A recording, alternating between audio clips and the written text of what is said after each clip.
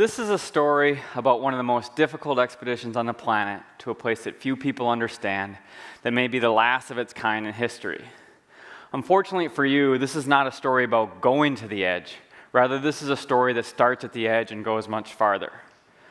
Most of you will probably ask me why, and some of you will ask me how, or of what use is any sort of extreme adventure, and I hope to answer these questions. In the past, explorers have famously quipped, "because it's there," and my reasons stand in stark contrast, because it might not be there in the future. I am not discovering new territory, rather I'm discovering this place as it exists today. And the goal of any of my adventures is to connect people to the last great frozen wildernesses left on the planet and show them how they are changing. When people meet me, most of them are pretty disappointed. And I think it's because I look a lot stronger in my polar gear than I do in real life. In 2006, I completed the first ever summer expedition to the North Pole. In 2010, I completed a world record journey to the South Pole, North Pole, and the top of Mount Everest all in 1 year. I call myself a polar explorer, and it's not a job that you find listed on any sort of help wanted ad, but I leave it on my business card because it seems to draw interest at dinner parties. But most people seem to lean away a little bit when I mention the fact that my current no-shower record stands at 72 days. Just saying. It's been difficult, smelling badly aside, it's been difficult for me to garner interest in my sport, which happens so far from even the edge of civilization, at the breakneck pace of 1 mile per hour. So I've worked very hard over the past 20 years to try to make what I do sexy. And it hasn't been easy considering the number of base layers that I wear at any given day. And especially with all the extreme sports out there, I've had to turn up my game just a few notches and become a little more risque. And even started planking, but I realized the penguins have been doing it long before I have. But all this is in a singular effort to help share place. And one place in particular, cold place, the coldest place, the Arctic Ocean. It's a place that very few people really understand. In 1995, Reinhold Messner, arguably the most accomplished mountaineer in all of history, called his failed attempt to reach the North Pole the horizontal Everest. And while 6,000 people have stood on the summit of Mount Everest, less than 250 people have reached the geographic North Pole from land, less than 50 of those traveling in an unsupported way, which is carrying all their supplies. To understand why this particular adventure is so difficult, you need to understand a little bit more about the Arctic Ocean itself. It's a huge place. It's 5.5 million square miles huge. That's larger than all of Europe. It plunges to a depth of 15,000 feet and is covered in a thin layer of ice. Do you want to see the cutest thing in the world? Do you think you can handle it? You can't handle it. You said you could, but you couldn't. Penguins live in Antarctica. Antarctica is a continent, and all the snow and ice in Antarctica is ice on land. There is so much snow and ice in Antarctica that when you're standing at the South Pole, you're actually standing at an elevation of 9,000 feet. The Arctic Ocean, on the other hand, is ice that's floating on water. The elevation at the North Pole is just a couple feet. That sea ice only reaches about 4 or 5 feet thick at the most. It's ice that's floating on water. It's broken up into sheets or pans, and it does whatever the water does due to winds, tides, and ocean currents. And so it can fracture apart and form what's called a lead, which can be just a few feet across, or can be upwards of a half mile across. Those sheets or pans of ice can also collide together with such a force that they form massive pressure ridges that can be 10, 20, 25 feet tall. To get to the geographic North Pole from land is a journey of 480 miles in a straight line, but that journey is anything but straightforward. There's an overall drift of the ice which moves from the pole towards Canada, Greenland, and the US. And waking up in the morning, we would check our GPS and find that we had drifted farther south, upwards of 3 miles every day while we slept. I have a simple philosophy in terms of planning and preparing for my expeditions, and it's called train hard and travel easy. Just getting to the starting line, I find, is one of the most difficult parts of these entire journeys. On February 28th, I would leave Colorado and we would fly north, removing ourselves from civilization one step at a time, eventually ending on on a place called Resolute, Canada, on the edge of the Arctic Ocean, the historic Northwest Passage. We would spend another week there in final preparation sorting the 650 pounds of gear that we would need, everything that we would need to live and survive for nearly 2 months on the ice. Taking extra pains to make sure that we had enough calories, 7,500 per person per day, including all this butter, to sustain that hard effort. After another 8 days of weather delay, we eventually loaded on this small plane and flew over Ellesmere Island, what I can only describe as the most beautiful day I've ever seen in the Arctic. It was so crystal clear blue, and looking out the window at all those mountains and glaciers was so amazing, stopping to refuel at a major international airport along the way. And then we were off and flying and finally reached Cape Discovery, the northernmost point of land in North America. There's no roads, there's no runway, there's no marker, there's no support team, there's no camera crew filming this. And the plane takes off and it's just us and one of the most difficult adventures left on the planet, and this overwhelming sense of being alone and isolated, the biting cold. But the physical act of moving, putting on our skis or our snowshoes, we took solace in that because that's what we've trained so hard to do. I'm not going to lie to you, the first 2 weeks were very difficult. Our sleds were so heavy, nearly 320 pounds each, and the ice so rough that we had to relay them forward, both of us pulling one sled and then going back to get the next sled.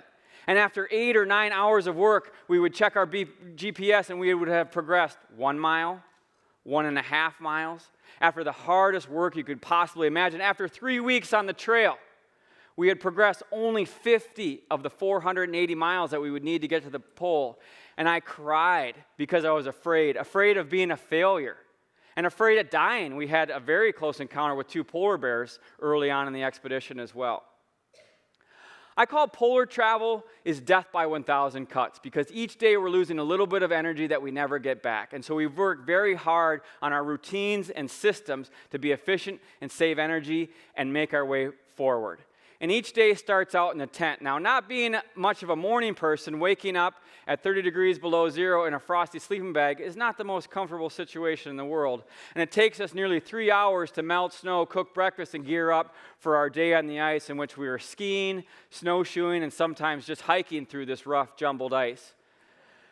At 30 degrees below zero, we're traveling in a very narrow margin of safety, but surprisingly at that temperature, my concern isn't really getting too cold, it's getting too hot. We're working very hard and we have to be very careful because we're traveling in a very narrow margin of safety. And we employ a lot of strategies to be able to get through the day and hopefully be successful. To be efficient, we travel in a single file line and we tell ourselves to navigate towards the nice and veer towards the clear, stringing flat pieces of ice together in a series of motions. But it can be difficult when you're dealing with these very tough conditions, physically and mentally stressed, to make a decision where we might end up in some very rough ice. And so we have to remind ourselves, be decisive, be confident, and be safe. We navigate with a compass throughout the day, and sometimes the ice is so rough we have to climb up on a chunk of ice and scout a route. But in reality, in these conditions, there never really is a clear route. We have to go up and down, sometimes both of us unhooking from our sleds. It might take us 2 hours to travel 1/4 mile. Thin ice so thin that it bends underneath our skis. Open water is always a concern. Falling through unprotected, we're hypothermic in just a few minutes, dead in another minute after that. And we are increasingly have to take these risks, one chance after another, crossing on bridges, jumping, using our sleds, Huck Finn style, to catamaran across this ice, or putting a dry suit, swimming in a 14,000-foot deep icy ocean. It's a lot of fun, and I would encourage you to try it sometime. And then whiteouts. You want to know what life is like on a major polar expedition? Here's what you do. Go home tonight, sit in a bathtub full of ice water, and stare at a white sheet of paper for 12 hours. And you'll start to realize some of the scenery that we get to see. Worse yet, we don't know in these conditions if we're getting into good flat ice or that rough ice where it might take us 2 hours to travel 1/4 mile. And then, of course, there are things that want to eat you, a polar bear. But I'm more concerned about these ice sharks, which are all over the Arctic Ocean, and I had a pretty close encounter. You can believe it's okay. And then another step. Every hour we switch leads. At the halfway point through the day, we put on our big down jackets, we get out a soup, we huddle behind an ice chunk, and then we keep going. And breaking that big problem up into these small steps, we're able to keep moving forwards through some of these very, very difficult situations, mentally stressful, and look at this place through a different lens. And even though we're tired, exhausted, hungry, and scared, that step-by-step process allows us to look at this amazing environment, this unique, last great frozen wilderness left on the planet, and appreciate it for what it is. These huge, massive ice chunks, I mean, are you kidding me? That is incredible. Or these small crystals of hoarfrost, delicate curves of snow, the sublime, and still finding time to keep everything sexy on the ice. And then another step. To think about the beginning of the expedition, or to think about the end of the expedition at the beginning is overwhelming, even the end of the day at the beginning. And so we break that big problem up into these manageable pieces. And after 41 days, we were still 180 miles from the North Pole, so we reevaluated our strategy. We cut our sleep to 4.5 hours a night. We increased our travel time to 15 hours, and we started going. And still, after 10 days of that, the ice just seemed to break up. And if I thought the conditions were bad already, now they just seemed to get worse, and everything was set up against us. And now we're 17 miles from the North Pole, 10 miles from the North Pole, 3.5 miles from the North Pole. The ice is breaking up underneath us. We're having to scramble across these chunks as these pieces of ice are moving up against us. Instead of more ice, we're encountering these leads, these cracks of ice, open water after section of open water. And getting in with our dry suit to swim is one of the most difficult and dangerous situations. But it's also the physical act of doing something, and it allows me to think a little bit. It takes 20 or 30 minutes to cross one of these leads. And so I get to ask myself that question, why? It's hard to describe where passion comes from, but the goal of any of my adventures is to remind us all that all of our actions directly affect the quality of environment. And how? We skied and snowshoed. We encountered problems, but we persevered to find solutions. We set short-term and long-term goals. We took that big problem and we broke it up into small steps. Of what use is any sort of extreme adventure? On this expedition, everything that we needed to live and survive fit in our sleds. And for the most part, we had what we needed. That idea of comfort, that's a relative term. You don't need to be an explorer to go to the extreme place, but we do need to be reminded that we have the amazing ability to endure. We just needed to be reminded and inspired to do that. Eventually, we would reach the geographic North Pole in what I can only call the biggest moment of anticlimax.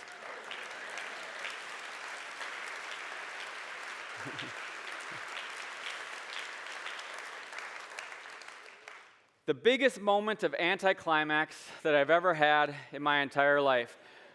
There's no land, there's no marker. That ice is moving and drifting, and so after a few minutes, we were already south of the North Pole. My importance in any of this only lies in my ability to share my experiences. The ice is melting at an alarming rate, and it is up to us to do something. As explorers in the 21st century, our job isn't necessarily to go out to the edge and conquer these places, but it's more to protect them. And that's the message that I'd like to leave with you today. Thank you.